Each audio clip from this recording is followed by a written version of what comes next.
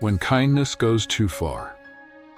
They say kindness is strength, but no one tells you what happens when it has no boundary. It starts small. You say yes when you mean no. You stay when you want to leave. You give when you're already empty. Not because you're weak, but because you're wired to hold the peace, to keep the room warm, to protect the bond, even when it burns you. And slowly, that kindness becomes a habit, then a pattern, then a prison. People stop asking. They just take, because you've trained them to expect the version of you that never pushes back. You begin to vanish while everyone claps for how nice you are. But kindness without clarity isn't compassion. It's self-erasure. And if you don't see it, it will break you. This video isn't about being cruel. It's about remembering that kindness means nothing if it kills you first. Let's begin. You carry what's not yours. You don't know when it started, but somehow you became the one who always says yes. You take on the extra shift, you fix the mess you didn't cause. You listen, again, to the same complaints from people who never listen to you, and they call you kind. But what they mean is, you're convenient, you're safe, you won't say no.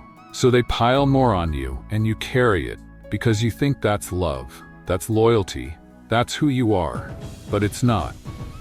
It's just a slow erosion of your spine. You weren't made to hold everyone's weight. You weren't born to solve every tension in the room. Kindness isn't about being a mule. It's about knowing which burdens are yours and which ones were never meant to be carried at all. Saying yes to everything isn't noble. It's neglect. Neglect of yourself, your peace, your energy. The Stoic doesn't say yes out of guilt. He says no out of wisdom.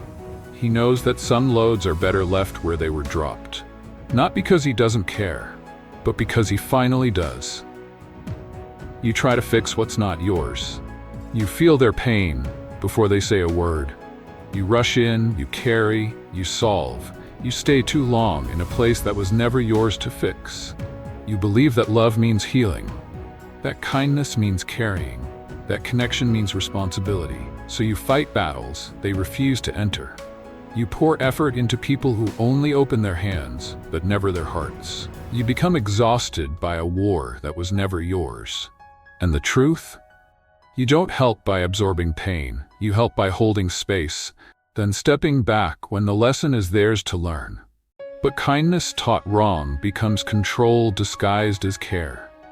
You think you're saving them, but sometimes you're just protecting them from the discomfort that could have changed them. The Stoic doesn't interfere where ownership is missing. He offers support, then lets the wheel go. Because love is not dragging someone uphill, it's standing still until they rise by choice. You become their habit, not their gift. At first, your kindness is noticed, appreciated, even praised. They say things like, "You're different. I've never met someone like you." But soon, they stop noticing, they stop thanking, they just expect. Because what you give constantly becomes invisible, and what's always there feels like it's owed. You become background, the one who always replies, always says yes, always forgives, and they forget. You're not infinite, you're not a river, you're a person. And the more you show up without pause, without price, the more they assume you'll never stop. But kindness, when it's expected, is no longer kindness, it's service. And when people grow used to your light, they stop seeing it.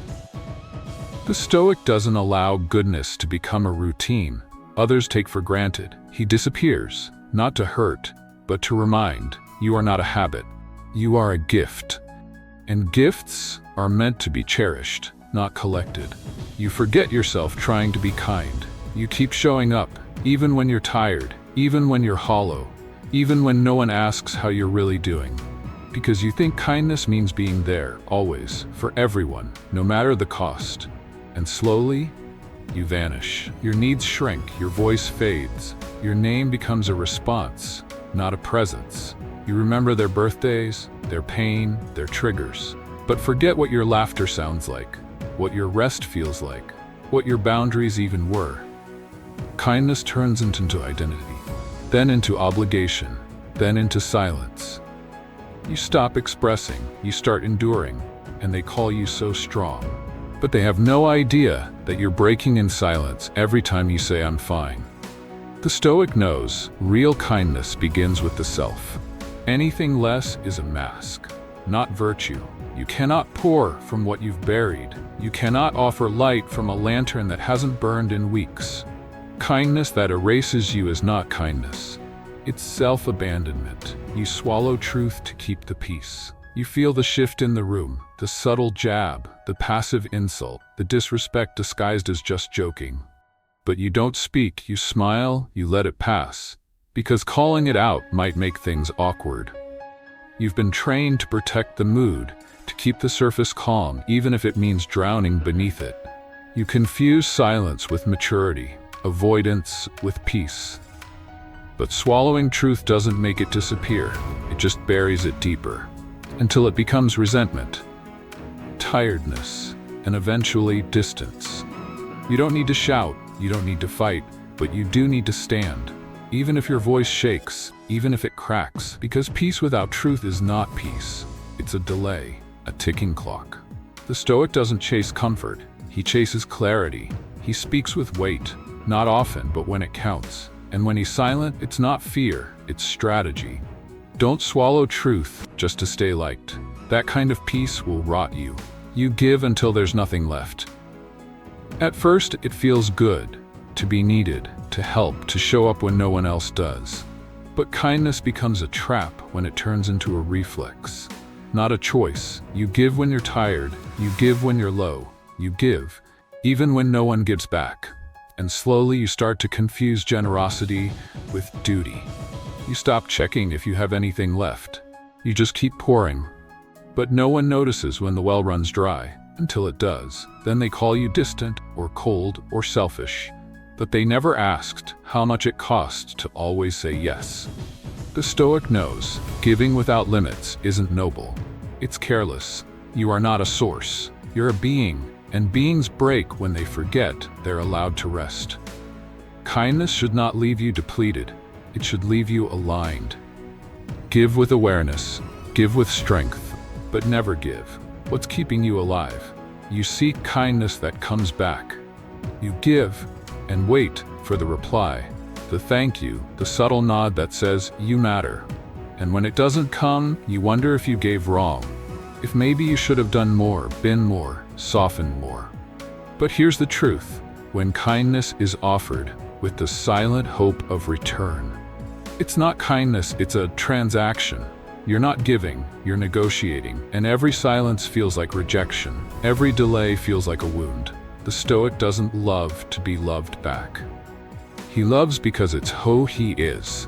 Not a strategy, not a test, not a trap. He gives without attaching a leash. He helps without needing the spotlight. Because validation is a poor foundation for self-worth. And chasing applause is the fastest way to forget your own voice.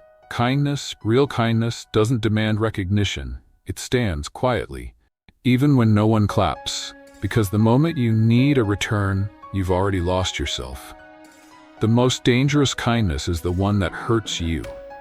Kindness is not weakness, but when left unchecked, it becomes a silent surrender to their comfort, to their chaos, to their convenience. You become the shield that never cracks until it does, and no one notices until it's too late. You're exhausted, but still smiling. You're disappearing, and they call it maturity. But the Stoic knows true kindness doesn't cost your clarity, or your center, or your sense of self. Kindness is not saying yes when your body says no. It's not staying just to keep them from leaving. It's not shrinking to make others feel taller. The kindest thing you can do is show up whole, unapologetic, grounded, clear. Give when you choose, not when you're cornered. Love when you mean it, not when you fear losing it. And walk away when your kindness starts to cut you. Because the world doesn't need a quieter version of you.